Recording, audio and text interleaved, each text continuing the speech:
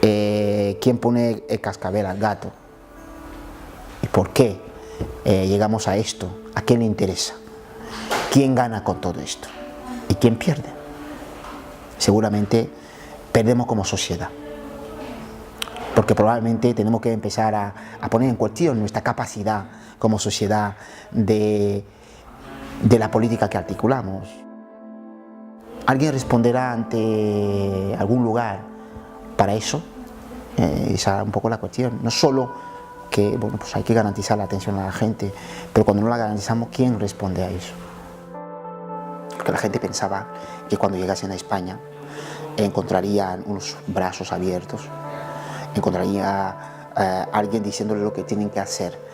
No toparían con la primera frontera que les dice que usted no tiene derecho para estar aquí, usted es un ilegal.